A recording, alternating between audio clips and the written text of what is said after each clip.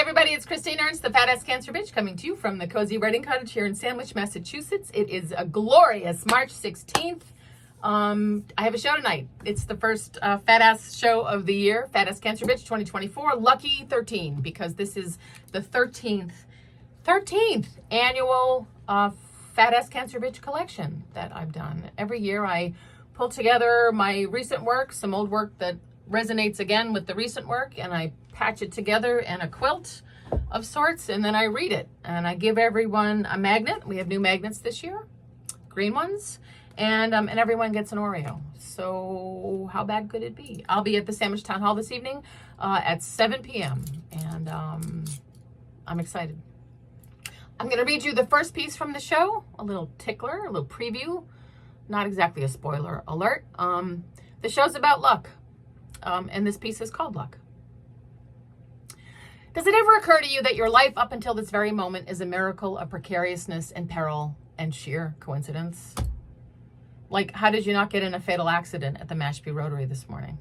How did Dad not drop you on your head when you were a baby? The bike you rode without a helmet, the way back seat in the station wagon, the trees you climbed, the beers you drank, the dark alley you hurried through, the flight you missed.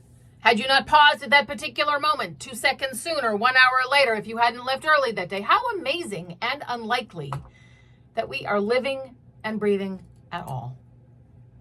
Intact, unscathed, unmurdered, unstruck by lightning, here together, safe in this moment.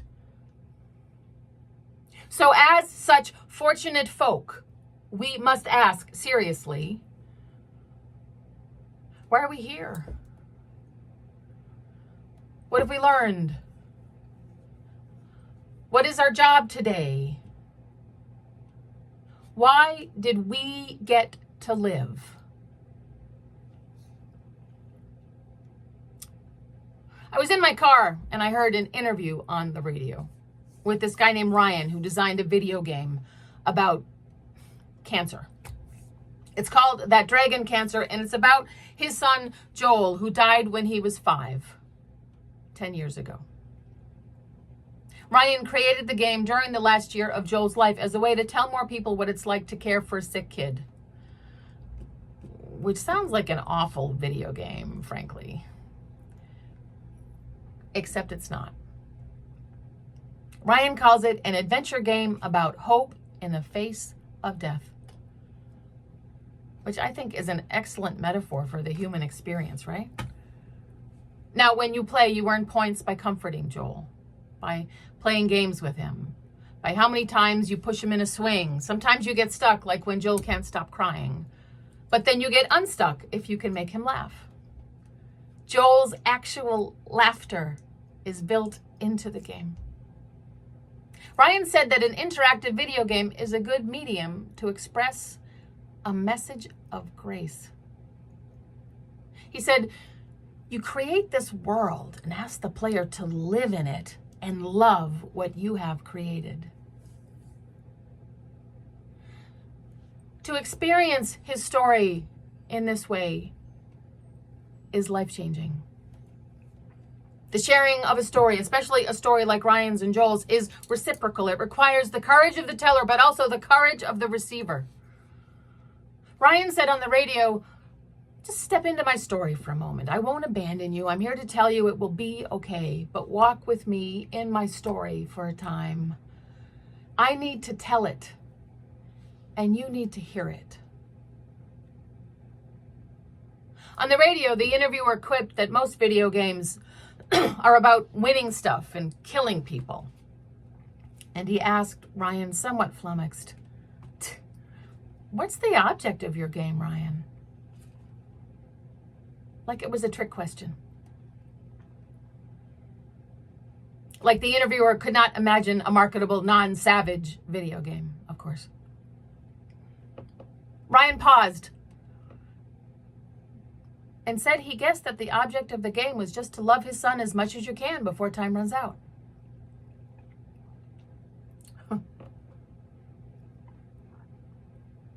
Love him as much as you can before time runs out. I had to pull over. Love as much as you can before time runs out. Why are we here? in this adventure game about hope in the face of death. What have we learned? What is our job today? To love each other as much as we can before time runs out. Why did we get to live? To love each other as much as we can before time runs out. I am here to tell you it will be okay, but walk with me in my story for a time. Love each other as much as you can. I need to tell it. You need to hear it before time runs out.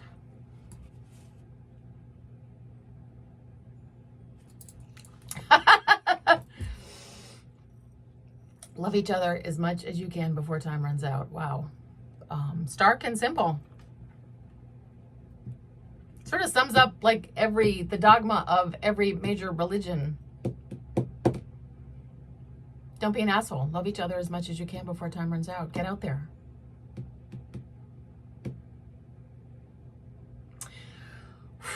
Thank you for tuning in, dear folk. Maybe I'll see some of you tonight. You are beloved. Come as you are.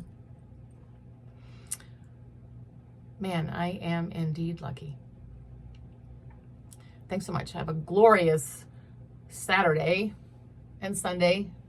Some folks have heard peepers. I haven't yet, but there are oak buds on the trees and stuff is starting to bloom. Keep the faith. See you next week.